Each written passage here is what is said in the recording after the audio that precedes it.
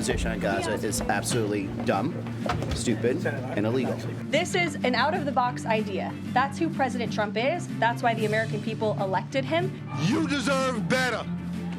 You are the backbone of American soft power abroad. This is not about ending foreign aid. It is about structuring it in a way that furthers the national interest of the United States. Hello, I'm Robert Costa in Washington. Tonight on America Decides, Mideast reaction, Arab nations now rejecting President Trump's plan, his proposal to take over Gaza and turn it to what he says could be the Riviera of the Middle East. But the president, he is reiterating his position. Everybody loves it. It's a demolition site right now. It's not a livable place for any human being. And I think it's actually quite evil to suggest that people should live in such dire conditions.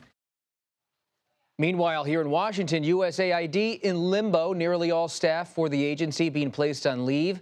By Friday night, lawmakers and former workers there rallied on Capitol Hill today demanding answers. Plus, alarm bells. Democrats are raising concerns over Elon Musk and his groups reviewing the Treasury Department's payment systems. The department is pushing back, saying the billionaire's team has only, quote, read-only access.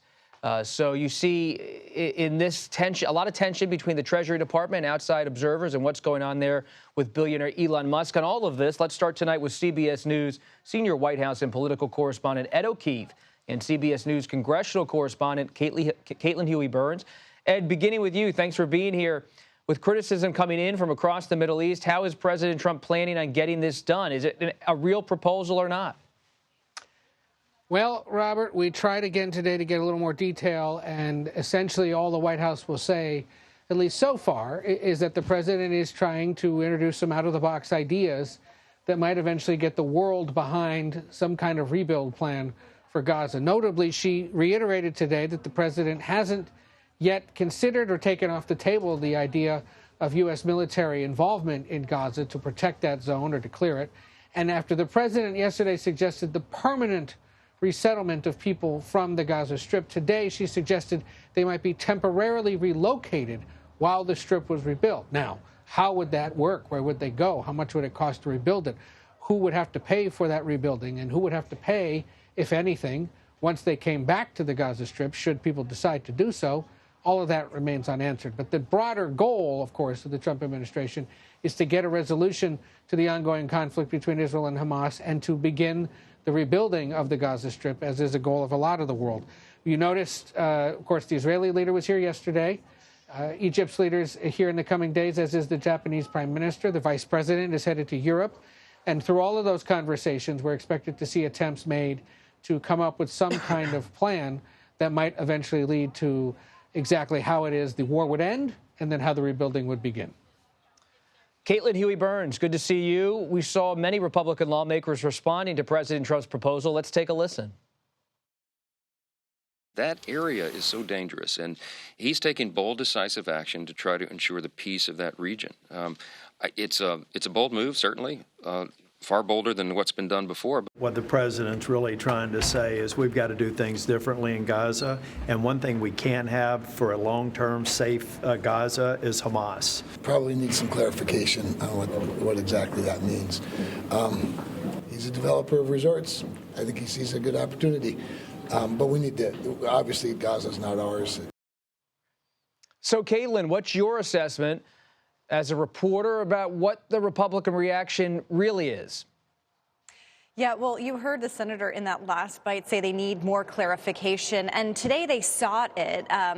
Steve Witkoff, the president's envoy to the Middle East, was actually here on Capitol Hill meeting with Republican senators, talking to them about the plan. And coming out of that meeting, Senator Josh Hawley told us that they were assured by Witkoff that the president's plan is no U.S. troops in Gaza and no American money being spent in Gaza. Of course, that is not what the president said yesterday. I've been talking to lawmakers about this all day. You heard from the speaker there calling it a bold move move, which is an understatement. But by and large, they are essentially not taking it literally, at least at this point. But I will say that what we heard over and over from Republican senators up here on Capitol Hill, that there is absolutely no appetite among senators, at least, for any U.S. troops on the ground in the Middle East. And remember, as we all know, this is a president who campaigned on a non-interventionist foreign policy.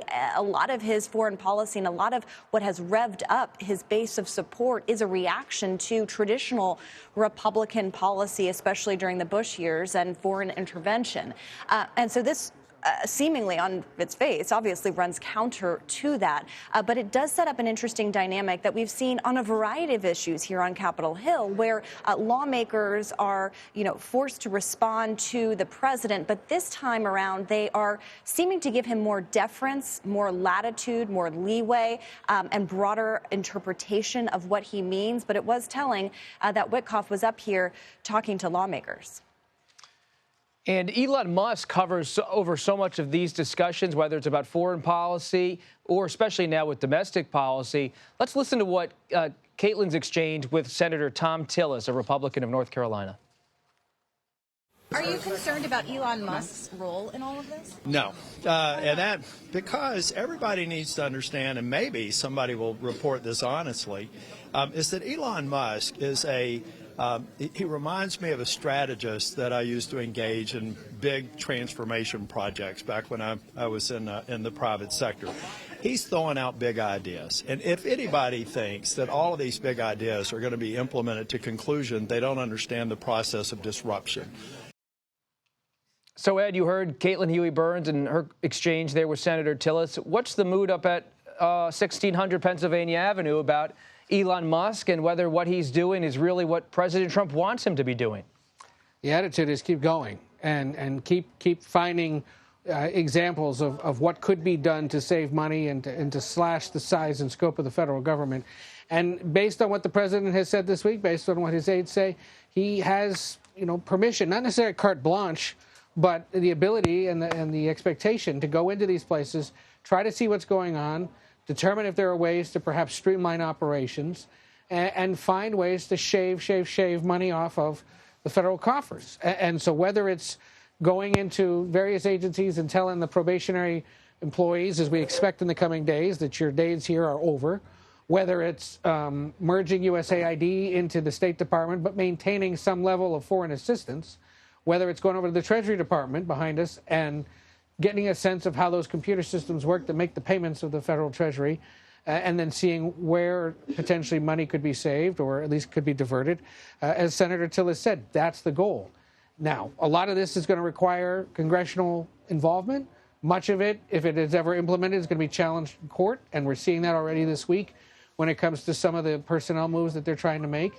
But all of it fulfills the campaign pledge of the president to disrupt the way Washington operates, to slash the size and scope of the federal government, and to, in essence, upend how things have been done and the people who do it here in Washington and across the country. Thanks, Ed. And Caitlin, you spoke with Democratic Congressman Sean Casten about Elon Musk and his influence. Let's listen to that exchange. It is totally illegal. There are massive national security risks with giving classified information to people who have not been vetted, who could be compromised by foreign governments. I cannot stress what a big deal this is. Trillions of dollars in the hands of people who are not legally allowed to access that and have the potential to be using it for illegal purposes. So, Caitlin, just to wrap us up here, what can the Democrats do about Elon Musk, if anything? And are any Republicans you're talking to frustrated about Congress being, in the view of some, sidelined in a lot of these discussions as Elon Musk moves into power? Yeah, and you heard Representative Casten there specifically referring to Musk being able now to have access to the Treasury Department's payment system. But Democrats really don't have a lot of leverage here. They are in the minority, and what they're trying to do now is message to constituents. We have seen lots of teletown halls. Actually, Congressman Casten told me that he is holding one soon, and he has had a lot of calls, more calls calls than he ever has had to his office this week, just in light of everything the Trump administration is doing. And, you know, they're also filing legal challenges and the like. But really, this is about messaging and trying to get that message out there. But they're really kind of hamstrung here.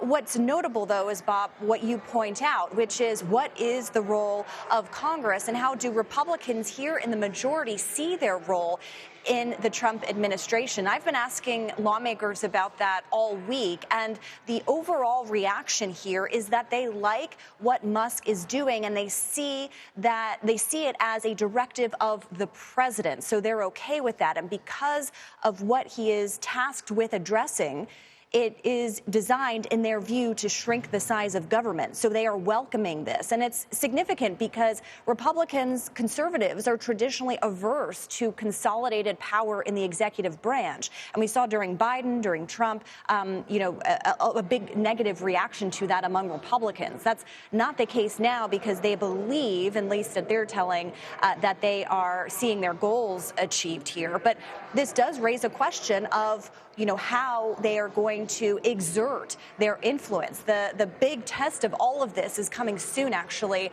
on the budget fights. Ed O'Keefe and Caitlin Huey-Burns, thank you very much. Coming up next, international reaction to President Trump's stunning proposal on Gaza. We're bringing in the editor-in-chief of Foreign Policy magazine for analysis. You're watching America Decides.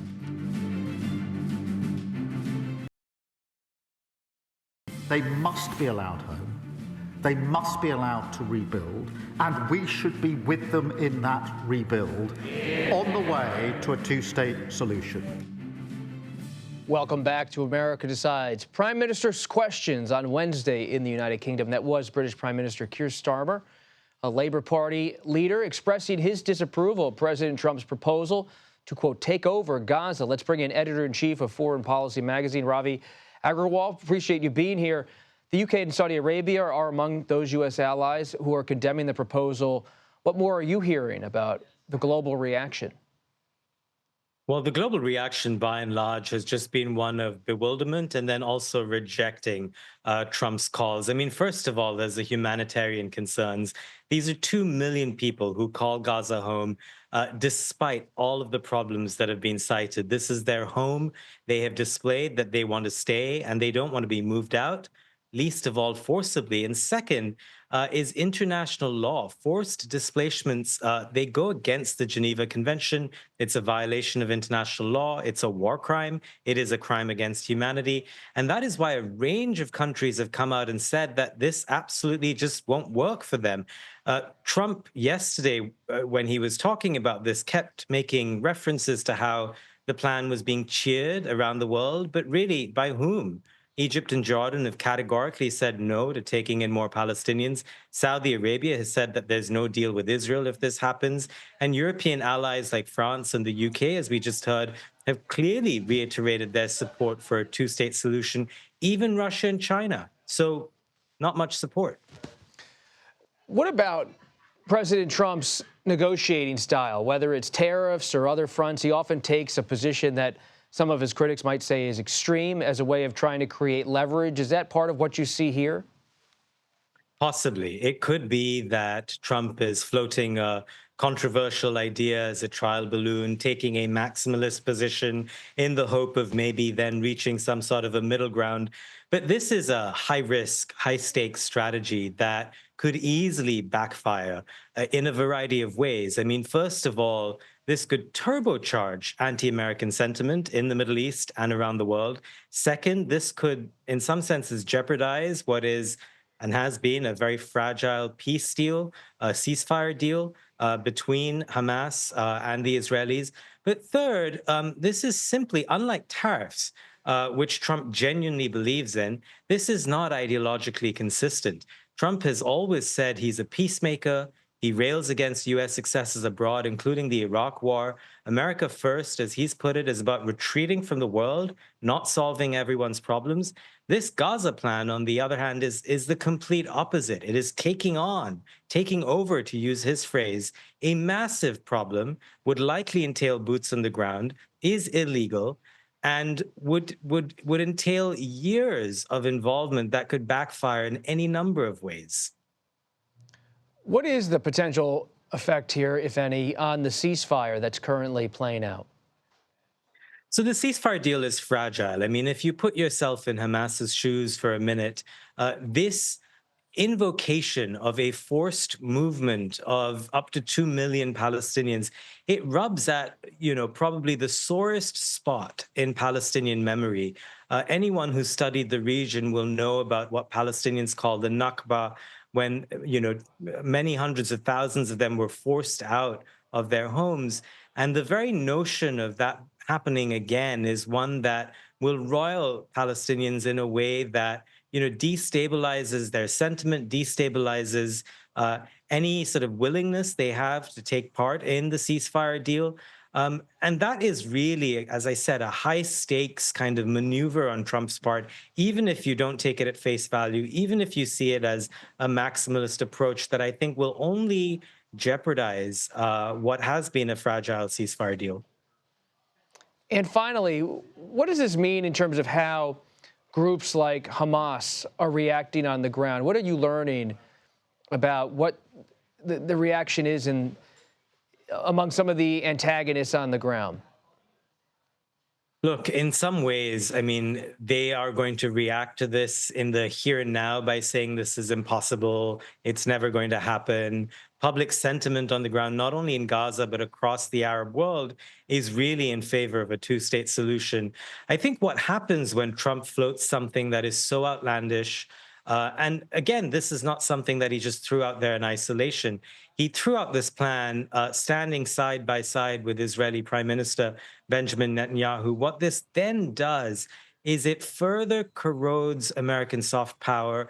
It further advances the idea that America does not care about international law, about rules and norms. And in many senses, it's a boost for anyone who wishes America ill. So all of those adversaries you're talking about, they can use moments like this to say, look, we're not dealing with a reasonable actor here. This hurts America. Ravi, thank you for stopping by. We appreciate your analysis and your reporting. Pleasure. President Trump says, quote, everybody loves his plan to take over the Gaza Strip, but does that include Republican lawmaker Chip Roy of Texas, who has at times clashed with the president on various issues? We'll ask him about that coming up next. You're watching America Decides.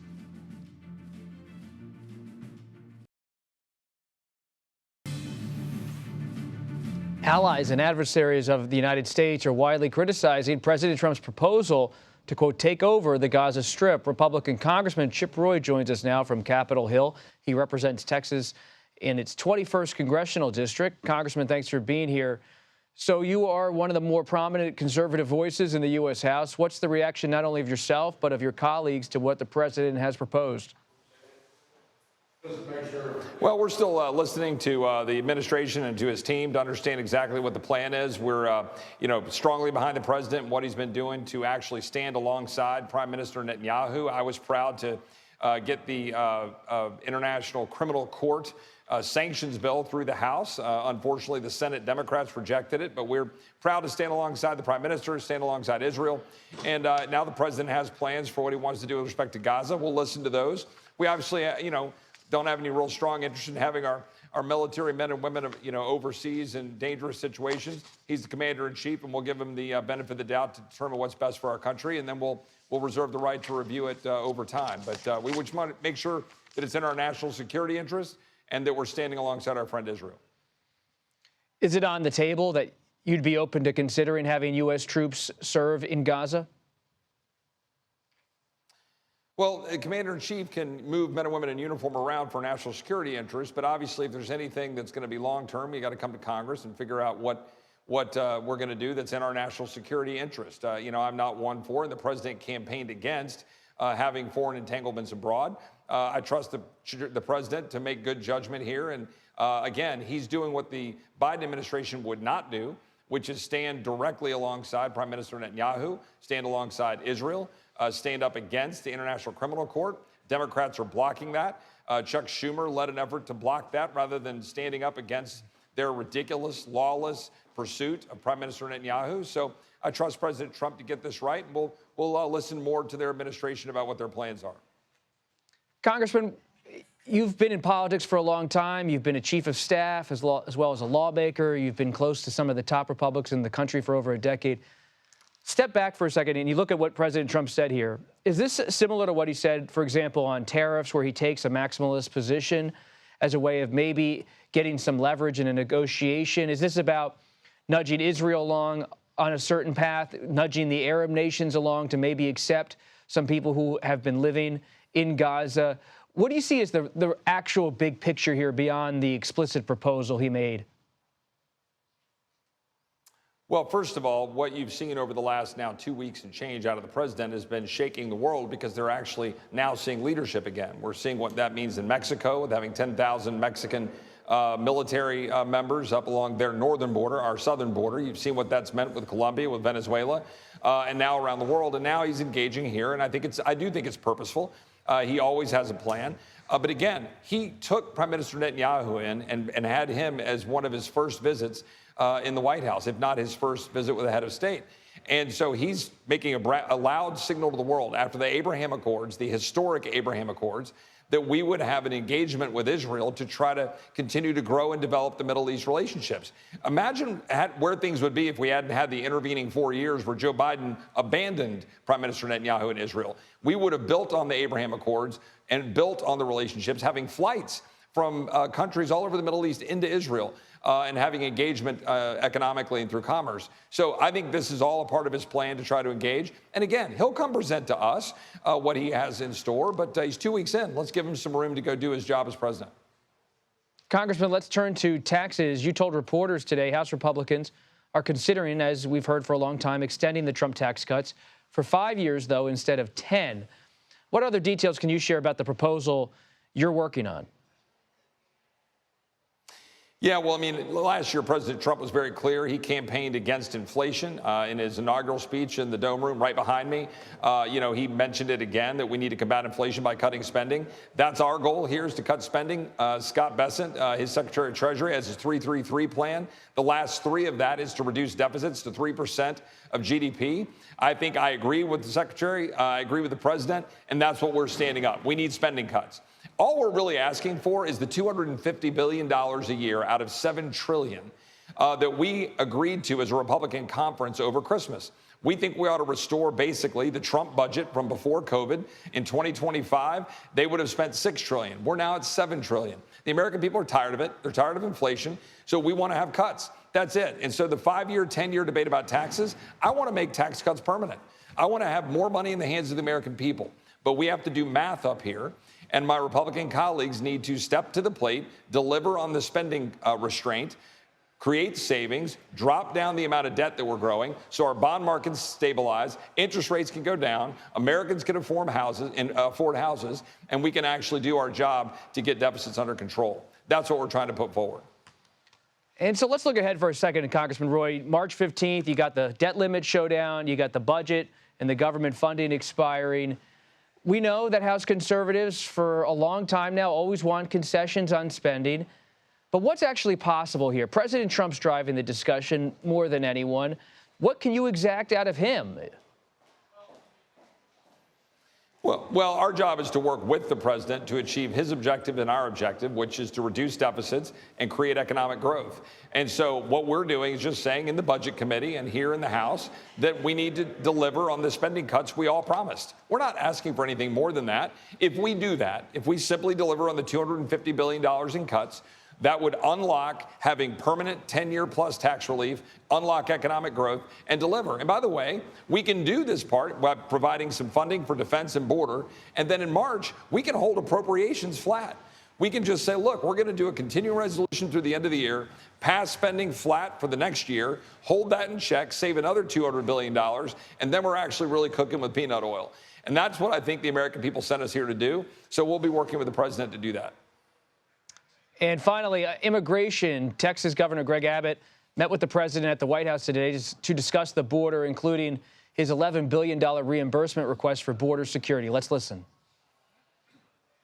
this is in a way a real estate transaction because Texas can transfer to the United States of America a value of well over $5 or $6 billion of real assets on the ground that Texas put in place that will continue to secure the United States for decades to come. Governor Abbott said he will be back in Washington next week to discuss this with lawmakers. Where do you stand, Congressman, on this issue? Yeah, well, first of all, the governor's done a great job in trying to fill the void left by President Biden when they left our borders exposed to cartels and lawlessness, endangering Texans who've died from fentanyl poisoning and have had dangerous gangs from Venezuela and elsewhere on our streets, resulting in the deaths of our people. Governor Abbott deserves credit for that, DPS agents that stood in the breach. And now they want to get paid back. The governor's correct. We Texans want to be paid back. I'm leading a letter among my Texas delegation. I think we'll get all of us on it, along with my friends in the Senate, Senators Cornyn and Cruz, for the $11.1 billion over and above our normal expenditures that Texas has spent to do the job the federal government refused to do. So working with Governor Abbott, proud to do it. We need to be paid back. There are some of those assets that I think we could hand over to the administration. But $11 billion, think about that. That's a lot of money, even in Texas. We're the 8th biggest economy in the world. But that's $11 billion not in our schools, $11 billion not on our highways protecting our people, $11 billion that's not out there in property tax relief for Texans. Why? Because the federal government failed to do their job. So Governor Abbott's right. We need to deliver for Texans. Congressman Chip Roy, thank you. Thank y'all. Employees at the agency responsible for providing aid to nations around the world are being taken off the job. Ahead, we'll hear from the former administrator of USAID. You're watching America Decides.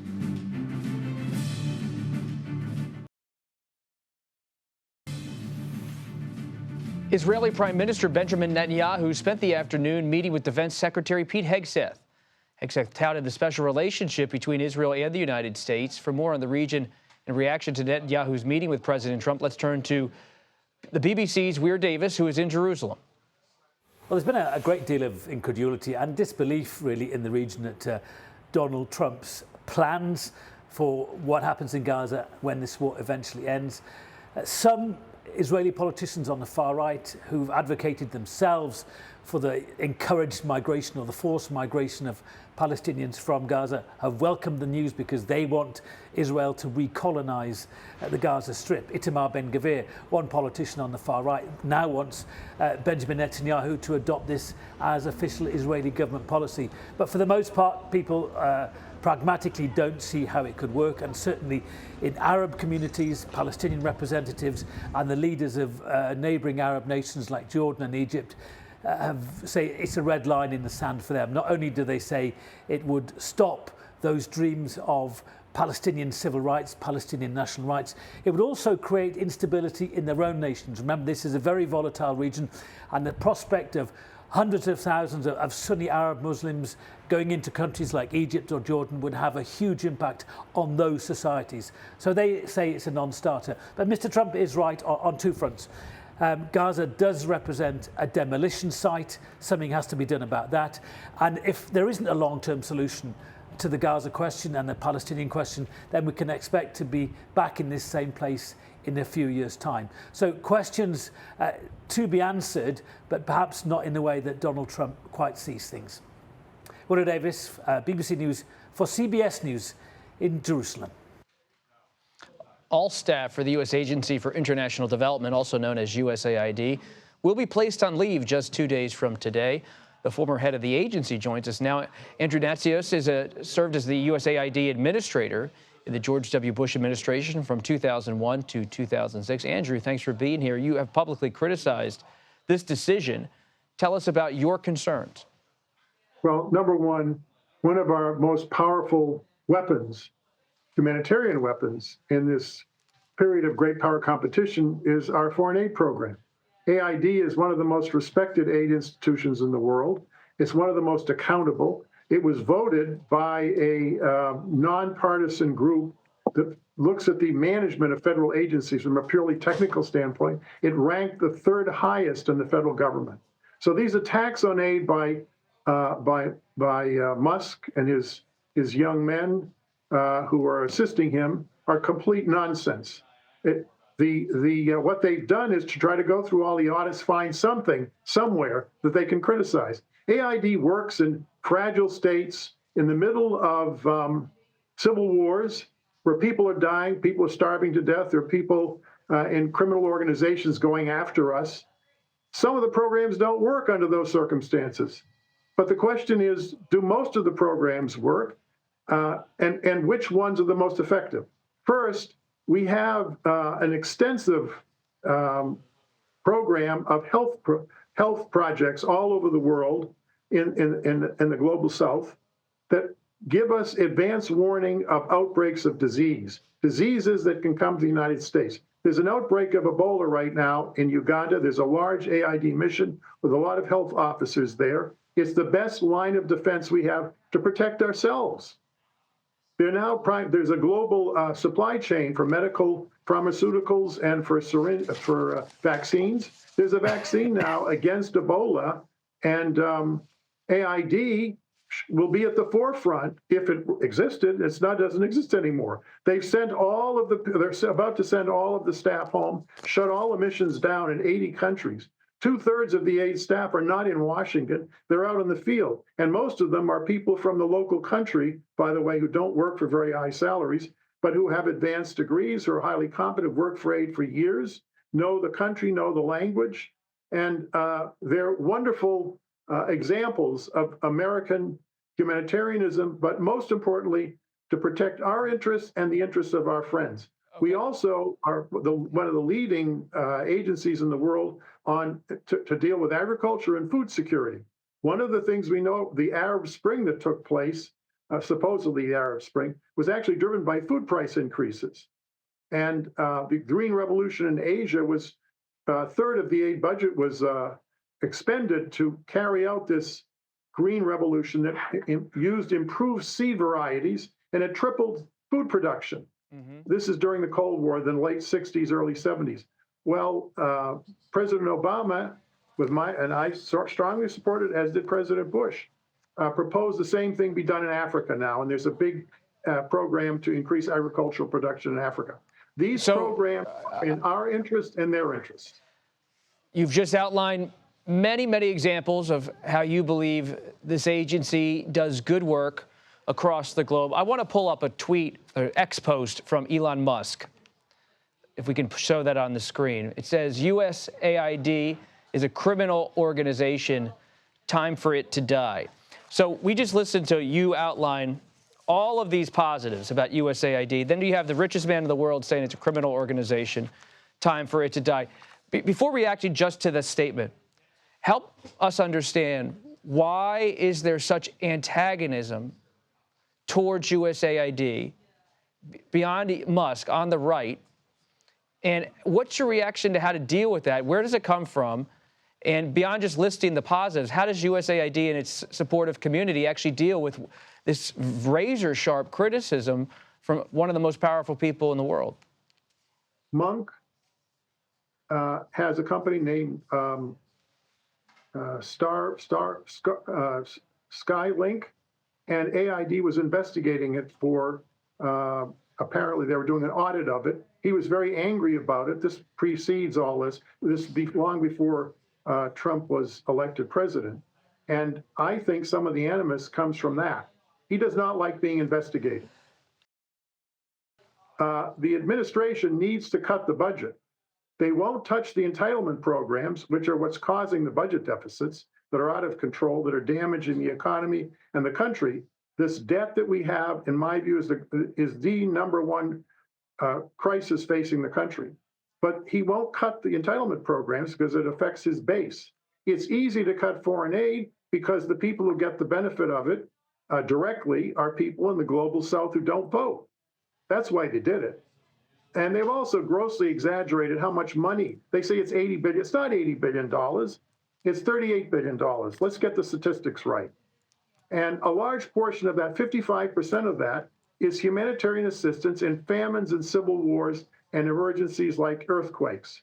And the rest, the other part of that, is health programs, immunizing children against disease, dealing with HIV/AIDS, that we've saved 25 million people's lives through President Bush's PEPFAR program.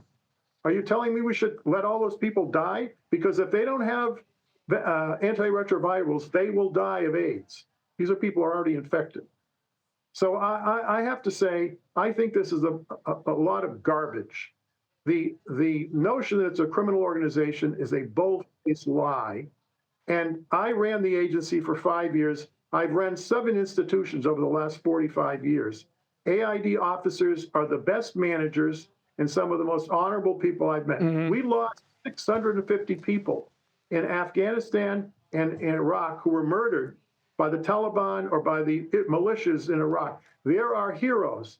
Attacking them and calling them criminals is absolutely outrageous. They should be treated the same way our troops are. I'm a retired lieutenant colonel in the reserves. I served in the first Gulf War, and I see aid work in the same category as officers and enlisted people in the military.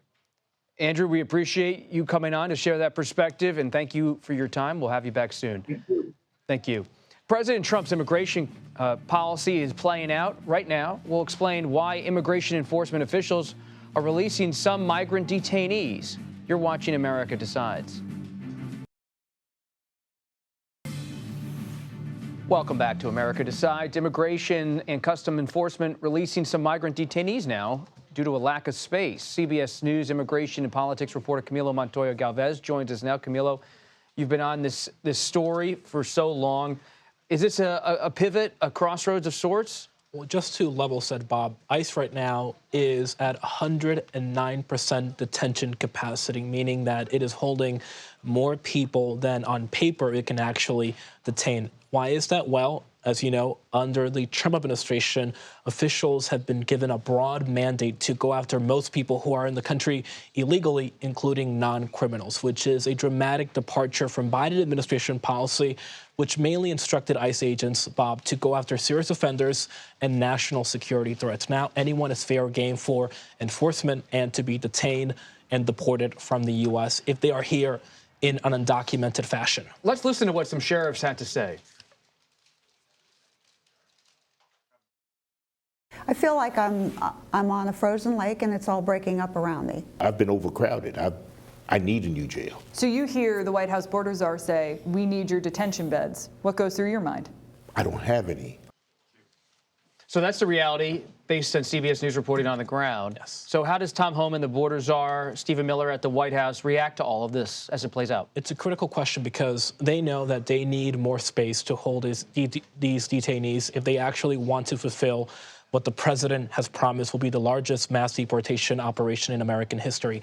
How are they going to do that? Well, they are turning to the Department of Defense, which is now allowing ICE to send some detainees to Guantanamo Bay and also to use a military base in the Denver area to hold detainees, as well as local law enforcement. They are asking local sheriffs to grant them space in local jails to hold immigrant detainees. Bob. Milo, thank you, as always, for your reporting. Thanks, Bob. We really appreciate it.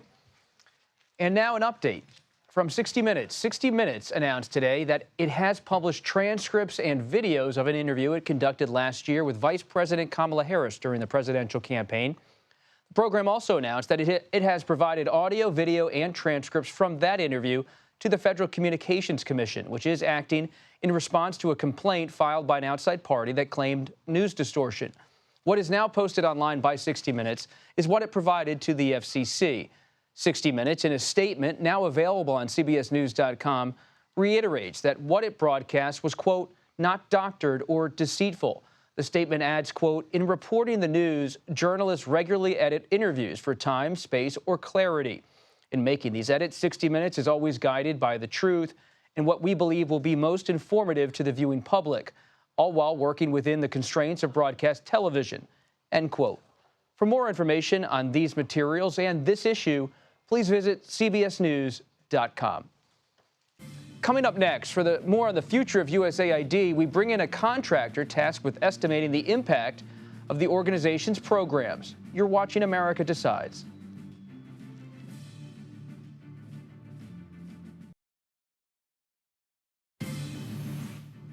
Welcome back to America Decides.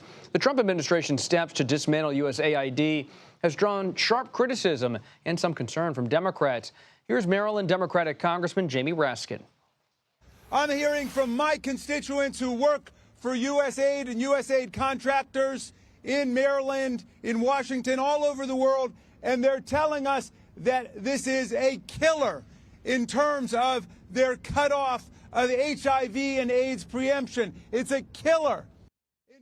Let's bring in International Development Project Manager Keith Ives. He has also served as a contractor for USAID by measuring the effectiveness of its programs.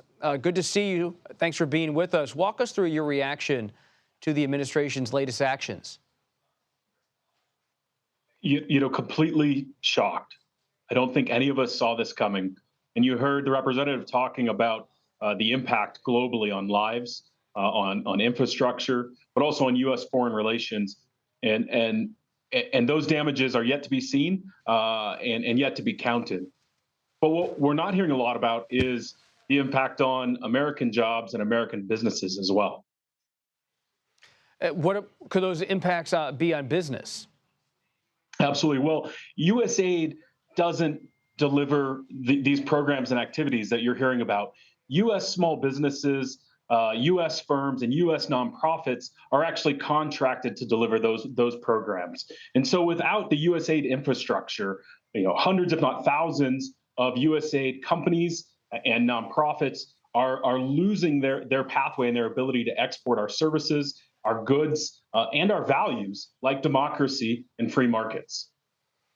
What do you say to Republicans who look at the history of this agency and they say it was started by an executive order and it can be ended or curbed with executive power? And that's just how it works if you're not really mandated your power by Congress. Well, I'm an economist, so I'm not going to dive into the law or legal elements of it. But what I'll say is every 4 years, the priorities for the agency change based on the incoming administration. The USAID is and its contractor base is well adept at shifting to those priorities. And what most of us really want to do is get back to work, pushing U.S. foreign assistance and pushing the U.S. Agenda forward. And the full stop, a full-sail stop of all work globally isn't benefiting the American people. It's not benefiting the administration, and it's leaving a lot of us on the brink of having to close the doors of our business. What about international aid when it comes to the balance between the private and the public sector? How do you see the difference there? What is the need and necessity, if any, to have a federal agency directing aid versus having it, say, come from a private foundation? What's been the evolution of that dynamic in recent decades? It's constantly shifting. One thing that is unique about USAID compared to a philanthropic organization or a foundation is that USAID is there to push forward the interests of the American public. The taxpayers are putting their money into this, and it pushes forward this life-saving work. But it's not just life-saving work. It's also a critical national security asset. This is the way that we counter China, that we counter Russia. This is the way that we form the opinion globally of what it means to be American and what the American people value. And that's not necessarily the role of philanthropy. There are great foundations that are out there, and they're saving lives, and we want to continue to have those benevolent folks and organizations do that work. But there's also space for USAID and for the government to push our foreign affairs policies forward and our initiatives forward, but also take actions like in global health and in food security that we know actually comes back to the benefit and safety and security of Americans. What about USAID now being potentially under the purview of the State Department? What does that mean for its future? Old wine in a new skin or new wine in an old skin. I'm not sure that all of us completely understand what that's going to look like. I think what matters is that whatever they're going to do, wherever they're going to put it, whoever's going to sit at the top, that we get moving. We cannot afford to have a full 90 days, a 3-month pause on all of these critical programs. So whether it sits under state, it resumes its autonomous posture, it doesn't matter to me. And probably doesn't matter to the beneficiaries of these programs and our partners, our bilateral partners. What matters is that we get moving and we get back to work. Keith Ives, thank you for being with us. We appreciate it. That does it for us today. We'll be back with another edition of America Decides tomorrow at 5 p.m. Eastern. The Daily Report starts right now.